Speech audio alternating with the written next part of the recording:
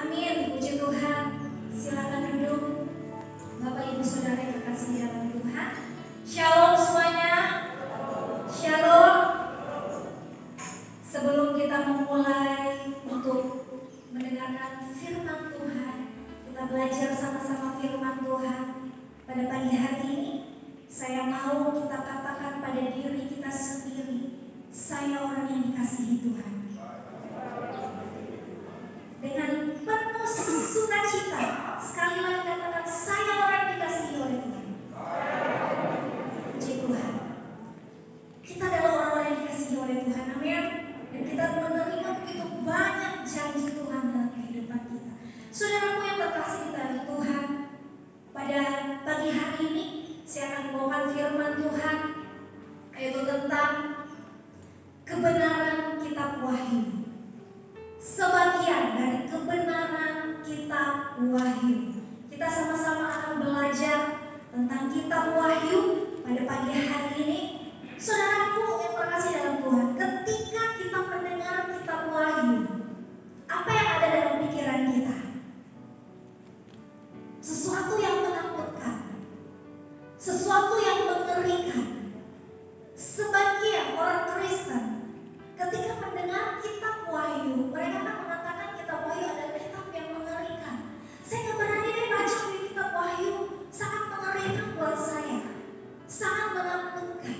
Nah, saudaraku yang terkasih dalam Tuhan, sama-sama kita akan belajar sebagian dari kebenaran kitab Wahyu, di mana firman Tuhan akan memerdekakan setiap hidup kita. Amin. Kita siap diberkati. Haleluya. Kita buka Wahyu pasal yang pertama, ayatnya yang pertama sampai yang ketiga. Wahyu pasal yang pertama, ayat 1 sampai yang ketiga. Bapak Ibu boleh dengarkan saya membacakan, dan Bapak Ibu boleh baca dalam hati, simak baik-baik firman Tuhan. Kita mulai. Inilah wahyu Yesus Kristus yang dikaruniakan Allah kepadanya, supaya ditunjukkannya kepada hamba-hambanya apa yang harus segera terjadi. Dan oleh malaikatnya yang diutusnya, ia telah menyatakannya kepada hambanya Yohanes. Yohanes telah bersaksi tentang firman Allah dan tentang kesaksian yang diberikan oleh Yesus Kristus, yaitu segala sesuatu yang telah dilihatnya. Berbahagialah ia yang membacakan dan mereka yang mendengarkan kata-kata nubuat ini, dan yang menuruti apa yang ada tertulis di dalamnya, sebab waktunya sudah dekat. Silakan duduk Bapak Saudara. Saudara yang terkasih dalam Tuhan, ketika kita mendengar kitab Wahyu, seringkali kita berkata itu adalah kitab yang sangat menakutkan, sangat mengerikan. Karena kenapa? Kita belum mengerti. Jadi firman Tuhan datang kepada kita sesuatu hal yang ternyata kitab Wahyu, ketika kita membacanya, kita harusnya berbahagia. Kita harusnya berbahagia ketika kita membacanya, terlebih ketika itu tergenapi dalam hidup kita. Saudaraku yang terkasih dalam Tuhan, di dalam ayatnya yang pertama, inilah wahyu. Siapa? Yesus Kristus. Wahyu dari Yesus Kristus. Inilah wahyu dari Yesus Kristus.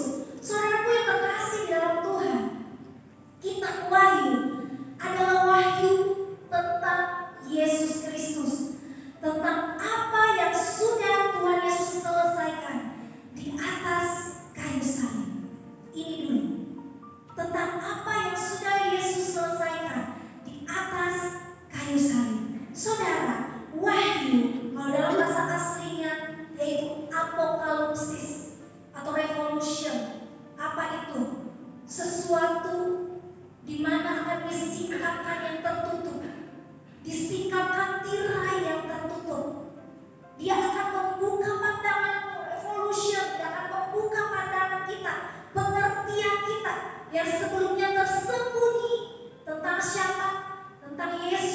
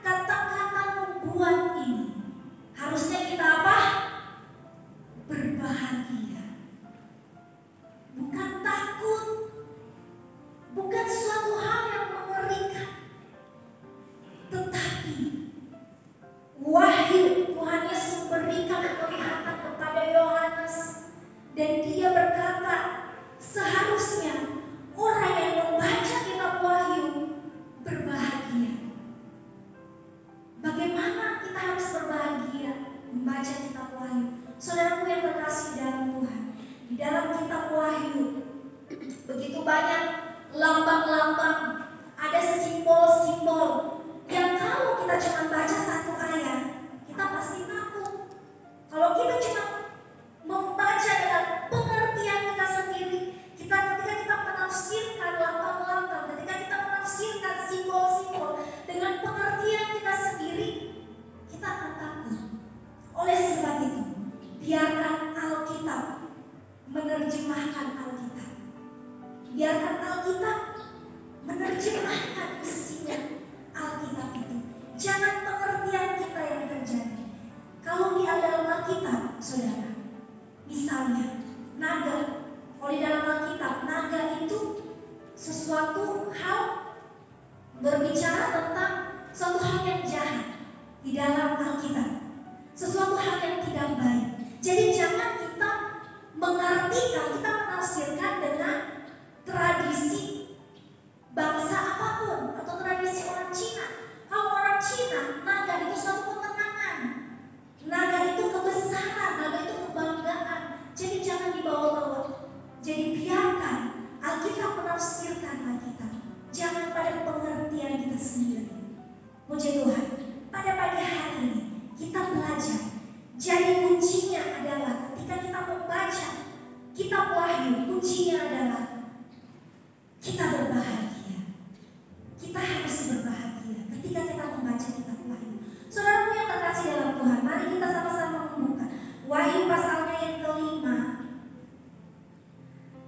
Wahyu pasalnya yang kelima ayat 1 sampai yang ke-5.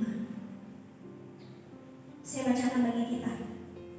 Maka aku melihat di tangan kanan Dia yang duduk di atas tahta itu sebuah gulungan kitab yang ditulisi sebelah dalam dan sebelah luarnya dan dimaterai dengan 7 materai. Dan aku melihat seorang malaikat yang gagah yang berseru dengan suara nyaring, katanya, siapakah yang layak membuka gulungan kitab itu dan membuka materai-materainya? Tetapi tidak ada seorang pun yang di surga atau yang di bumi atau yang di bawah bumi yang dapat membuka gulungan kitab itu atau yang dapat melihat sebelah dalamnya. Maka menangislah aku dengan amat sedihnya, karena tidak ada seorang pun yang dianggap layak untuk membuka gulungan kitab itu ataupun melihat sebelah dalamnya. Lalu berkatalah seorang dari tua-tua itu kepadaku, jangan engkau menangis. Sesungguhnya singa dari suku Yehuda, yaitu tunas Daud, telah menang, sehingga ia dapat membuka gulungan kitab itu dan membuka ke-7 materainya. Saudaraku yang terkasih di dalam Tuhan, di sini Yohanes dapat penglihatan. Yohanes dapat penglihatan di mana dikatakan dari ayat pertama, maka aku melihat di tangan kanan Dia. Siapa Dia? Allah. Di tangan kanan Allah yang duduk di atas tahta ada sebuah gulungan kitab. Ada sebuah gulungan kitab. Dan saudaraku, ketika gulungan kitab itu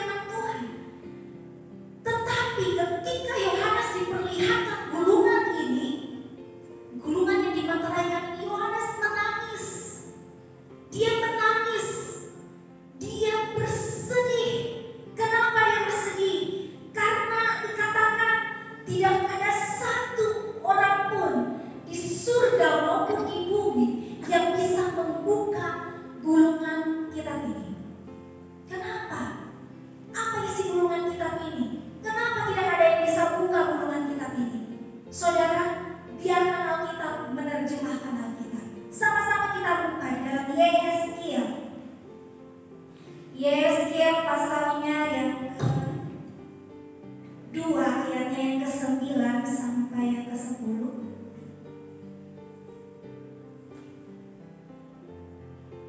Yesaya pasalnya yang kedua ayatnya yang ke-9 sampai 10. Aku melihat sesungguhnya ada tangan yang terulur kepadaku, dan sungguh dipegangnya sebuah gulungan kitab, lalu dibentangkannya di hadapanku gulungan kitab itu, ditulisi timbal balik, dan di sana tertulis nyanyian-nyanyian ratapan, keluh kesah, dan rintihan-rintihan. Ternyata saudara, penglihatan yang Yohanes diberikan sudah pernah Allah berikan kepada Yehezkiel dengan kitab yang sama, gulungan yang sama, di mana gulungan itu dikatakan timbal balik. Apa itu timbal balik? Dari Wahyu tadi, sebelah luar dan sebelah dalam, dan tidak ada yang bisa membukanya.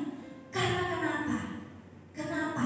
Dikatakan ayatnya yang ke-10 tadi dikatakan, lalu dibentangkannya di hadapanku gulungan kitab itu, ditulisi timbal balik, dan di sana tertulis nyanyian-nyanyian ratapan, keluh kesah, dan rintihan.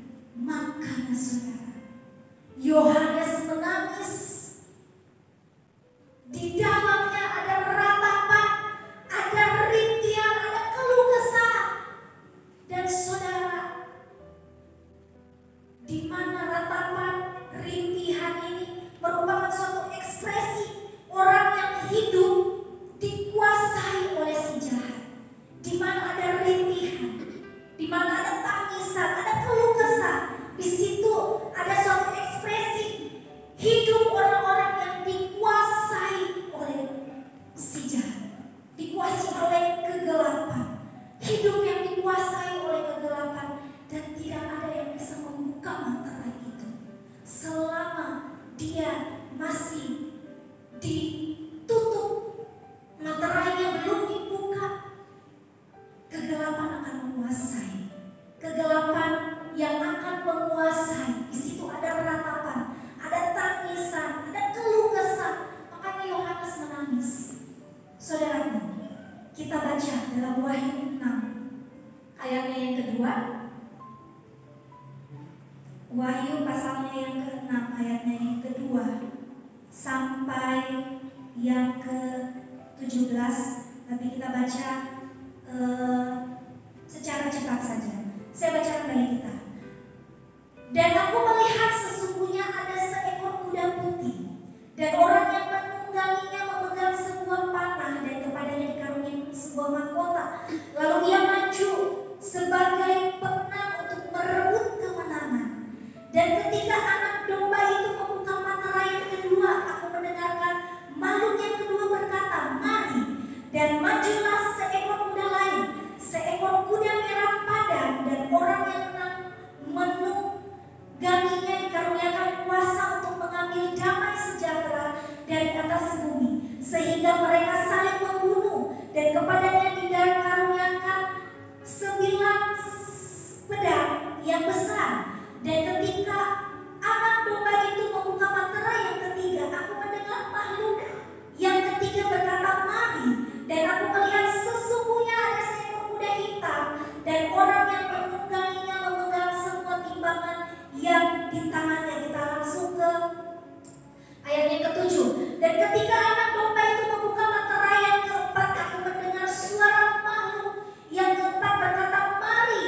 Dan aku melihat sesungguhnya ada seekor kuda hijau kuning, dan orang yang menungganginya bernama Maut, dan kerajaan maut mengikutinya. Langsung ke ayat 9. Dan ketika anak domba itu membuka materai yang kelima, aku melihat di bawah mezbah jiwa-jiwa orang yang telah dibunuh oleh karena firman Allah dan oleh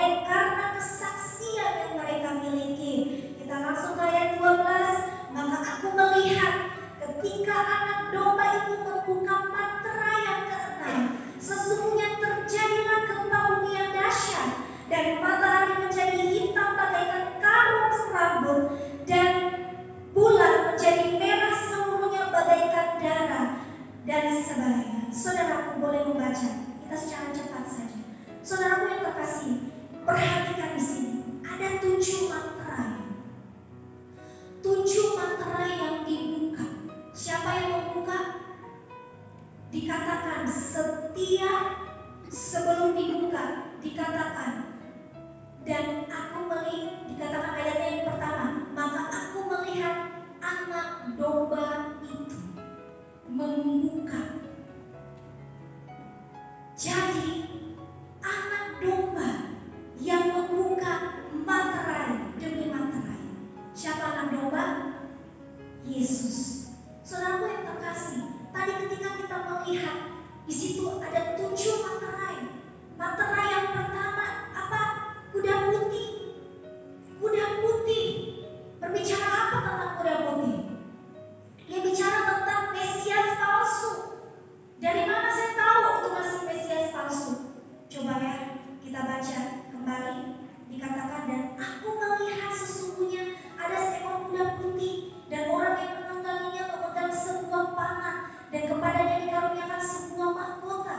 Lalu ia maju sebagai pemenang untuk merebut kemenangan. Coba kita bandingkan, kita buka di dalam Wahyu 19 ayatnya yang ke-11. Wahyu 19 ayatnya yang ke-11 dikatakan, lalu aku melihat surga terbuka, sesungguhnya ada seekor kuda putih, dan ia yang menungganginya bernama yang setia dan yang benar. Ia menghakimi dan berpegang dengan adil. Pada ayat yang ini dikatakan bahwa di situ ada seekor kuda putih, dan ia, kita boleh lihat di situ, ia huruf apa di situ? Huruf besar. Ia yang menungganginya bernama yang setia dan yang benar. Yesus. Di sini adalah Mesias yang sesungguhnya. Sedangkan kalau kita buka tadi di dalam Wahyu pasalnya yang kedua, pasalnya yang ke-6 tadi dikatakan di situ bagian yang C, lalu ia maju sebagai pemenang kudu untuk merebut kemenangan. Ianya apa di sini? Huruf apa? Coba Wahyu yang ke-6 ayatnya yang kedua. Ianya apa bagian C? Lalu ia maju sebagai pemenang untuk merebut kemenangan. Ianya di sini adalah Mesias palsu. Sementara di ayatnya yang ke-9, pasalnya ke-19 ayat 1 tadi dikatakan, ayat yang ke-11, ia adalah Mesias yang asli. Dia akan membawa sesuatu yang adil bagi bumi. Tetapi di sini dikatakan ia melihat kuda putih, di mana ia maju sebagai pemenang untuk merebut kemenangan. Ianya bukan Yesus, ianya huruf kecil, kuda putih. Nah saudaraku, Mesias palsu ada lagi kuda merah. Dia akan merebut damai sejahtera. Damai sejahtera akan diambil di bumi. Manusia akan saling membunuh. Kuda hitam akan terjadi kemiskinan. Kuda hijau kuning, ada maut, ada kelaparan, ada sampar, sakit penyakit. Kemudian materai yang kelima, jiwa-jiwa akan dibunuh karena bersaksi tentang Yesus. Jiwa-jiwa akan dibunuh karena menyampaikan kebenaran. Kemudian materai yang ke-6, terjadi gempa bumi. Materai yang ke-7, keheningan di surga. Saudaraku yang terkasih dalam Tuhan, ketika materai ini tidak dibukakan, inilah yang akan terjadi bagi kita. Dan memang sudah terjadi, sudah tergenapi. Materai terbuka. Ini yang terjadi. Kita akan mengalami kemiskinan, kita akan mengalami kelaparan, kita akan mengalami sakit sampar, kita akan mengalami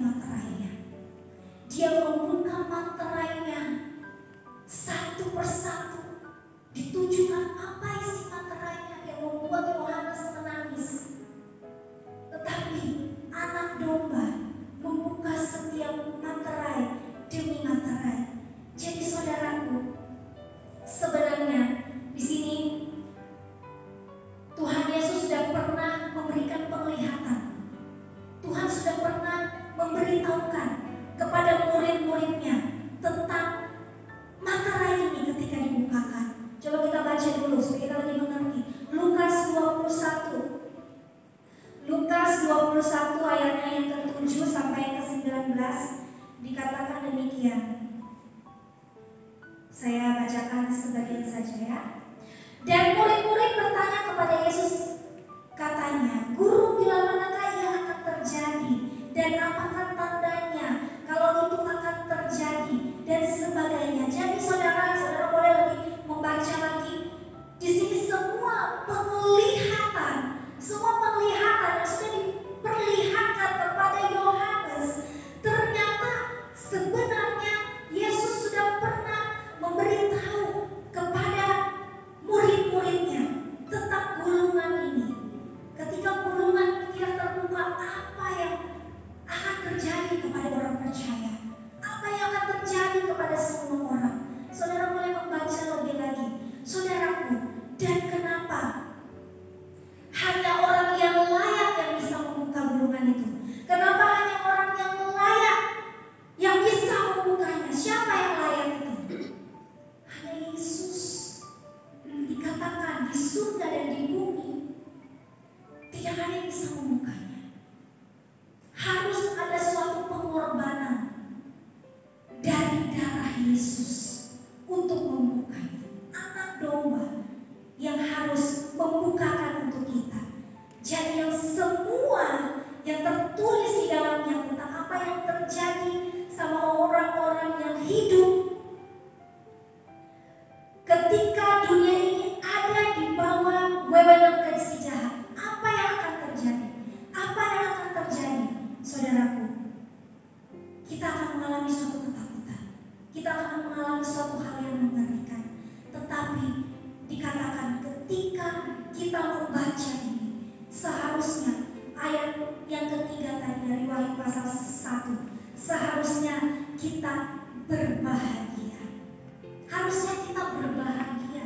Jadi ketika saudara membaca kitab Wahyu, sebelum saudara membaca kitab itu, saudara harus mengerti Tuhan Yesus sudah mewahyukan bahwa harusnya kita berbahagia. Karena kenapa?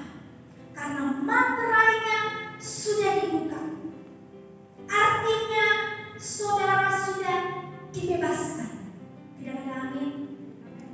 Saudara sudah dibebaskan dari materai itu yang ada di dalam gulungan kitab itu, yang harusnya itu terjadi atas hidup kita. Siapa yang membukanya? Yesus. Saudaraku yang terkasih dalam Tuhan, harusnya yang terjadi sama manusia yang hidup di bumi ini, ketika bumi ini ada dikuasai oleh si jahat. Karena saudaraku tadinya di materai, ada hak milik. Jadi gulungan ini kita itu sudah dimaterai manusia. Ketika manusia ini diciptakan oleh Yesus, ketika kita diciptakan oleh Tuhan, kapan manusia memiliki kuasa? Ketika Tuhan menghembuskan nafasnya, ketika Dia menghembuskan nafasnya, Roh Allah, Roh Kudus hidup bagi kita. Tetapi saudaraku, ketika manusia jatuh ke dalam dosa, dia ditipu, dia didustai oleh si iblis, roh itu hilang, kuasa itu hilang. Kuasa itu dikatakan dalam firman Tuhan tidak selamanya tinggal pada kamu. Kita seperti menyerahkan kuasa yang Tuhan beri. Manusia memberikan kuasa itu kepada roh jahat, sehingga roh jahat yang pegang kendali, roh jahat yang pegang kendali dalam kehidupanmu, dia dimateraikan. Di situ ada keluh kesah, ada tangisan, ada jeritan. Saudara, karena kenapa? Hidup kita sudah dikuasai oleh roh jahat. Dimateraikan, dia punya kuasa untuk mengalahkan kita. Dia punya kuasa untuk menghancurkan kita. Jadi betapa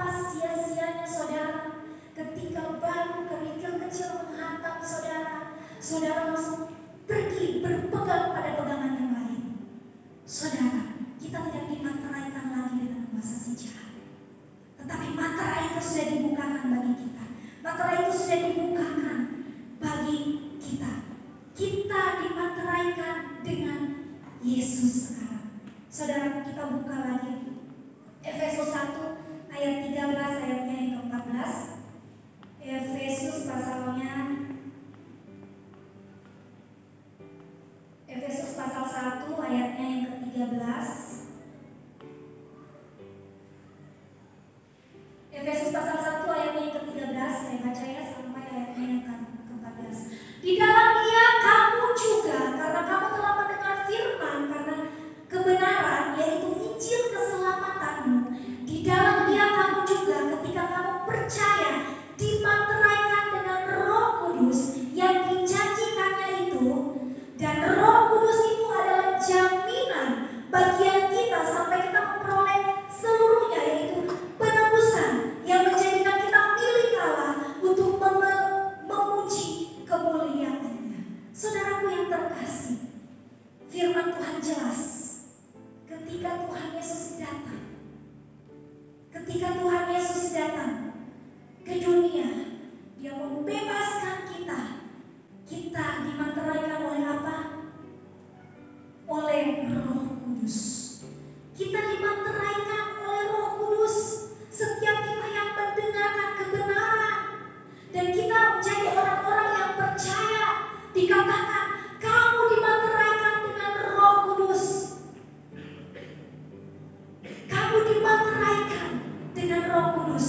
Dan ayatnya yang ke-14 dikatakan, coba slide next.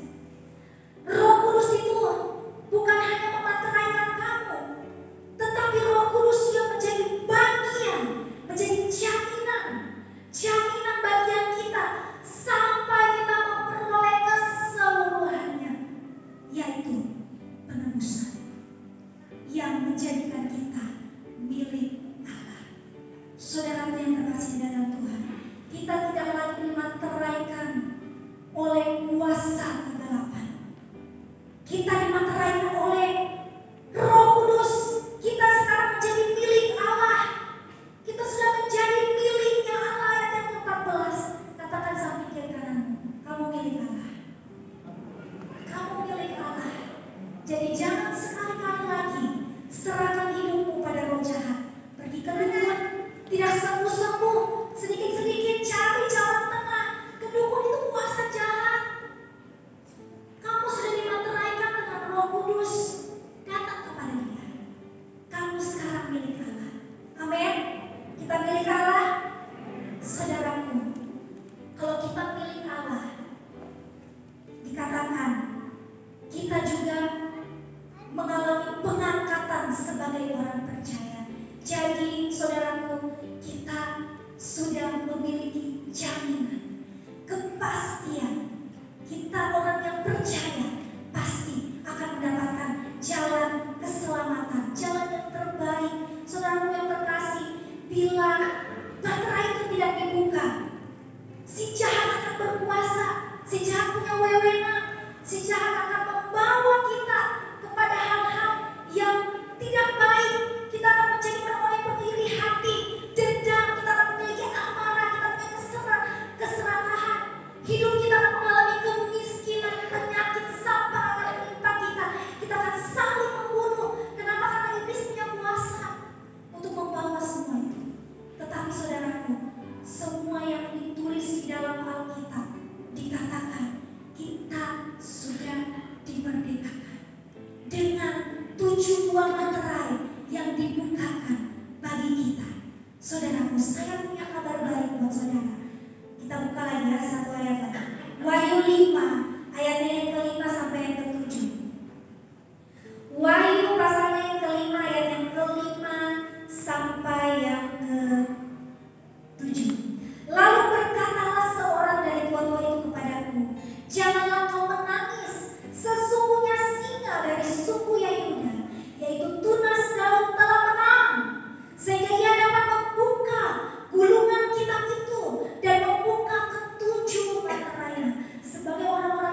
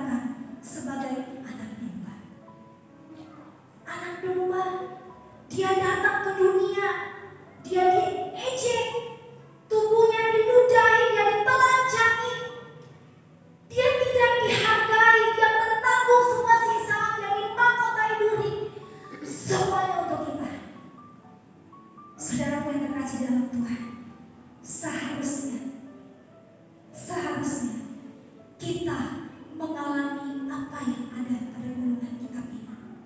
Sekarang sudah terjadi, ada sakit penyakit. Siapa yang pernah berpikir akan mengalami COVID? Anak-anak tidak bisa sekolah, banyak kehilangan pekerjaan, banyak yang di PHK, tidak bisa beribadah. Siapa yang pernah berpikir demikian? 32 tahun saya ada di dunia, di bumi, baru saya mengalami itu. Saudara yang terkasih dalam Tuhan, sama-sama kita menghargai, kita melihat perbuatan Tuhan dalam hidup kita. Kalaupun saudaraku, kalaupun sekarang dunia sangat menakutkan, apa-apa naik, harga naik, membuat orang-orang kelaparan, membuat orang jatuh miskin. Saya mau bertanya sama kita, pernah jemaat GPDOD Mandoman tidak pernah makan nasi dalam sehari? Pernah? Selain puasa, pernah? Kalau tidak makan nasi, pasti makan buah. Tidak. Karena kenapa? Kita orang percaya, kita sudah dibebaskan dengan Yesus, anak domba. Kita sudah dibebaskan. Kita sudah dibebaskan. Dia membuka materai itu. Dan sekarang kita akan berdiri di hadapan tahta anak domba, memandang kemuliaannya sampai selama-lamanya. Puji Tuhan, kita beri kemuliaan bagi Allah kita. Haleluya. Dia sudah membebaskan saudara. Dia sudah memateraikan kita dengan Roh Kudus-Nya. Dia sudah memberi jaminan atas hidup kita. Puji Tuhan, kita tutup Alkitab kita. Kita akan ujian kepada Tuhan. Mari kita bangkit berdiri.